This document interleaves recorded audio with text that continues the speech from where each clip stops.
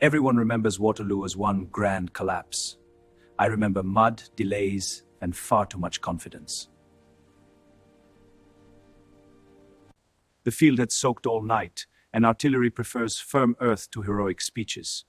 Overconfidence led us to ignore the mud's role in our coordination failures. Messages move badly, assumptions move quickly, and neither arrives dressed as a mistake. The timing of our dispatches was disastrous, leading to one error but a fatal chain of events. Once momentum starts slipping, commanders begin paying with reserves.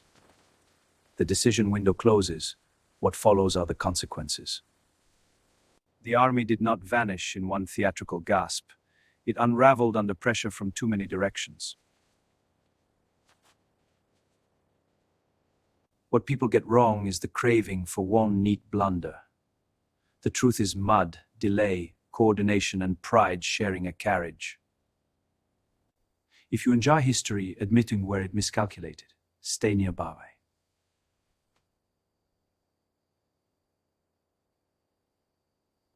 People like a single fatal moment because it fits on a poster. History is usually a stack of inconveniences wearing boots. So I waited for the ground to harden. Sensible decision, unfortunately expensive. But the delay cost us. Mud slowed our coordination, allowing the enemy to regroup. I expected Marshal Grouchy to keep the Prussians busy. Expectation is not the same thing as control. Charges went in, positions changed hands, and clarity became a luxury item.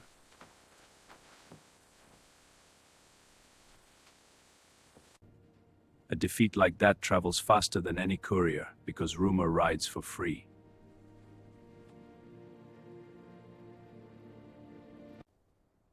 Great commanders do not lose only to enemies. They also lose to friction. Waterloo fell apart because of mud, bad timing, and overconfidence. It wasn't one charge that decided it. Tell me which famous turning point should file its own confession next.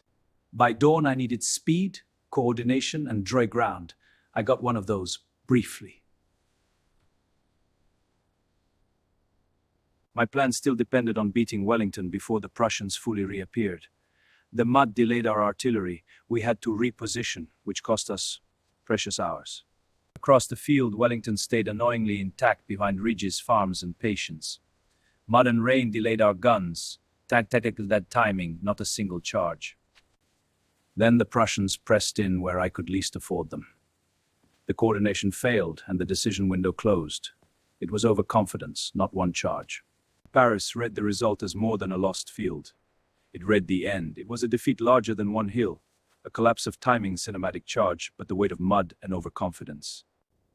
History adores genius. Logistics usually writes the ending.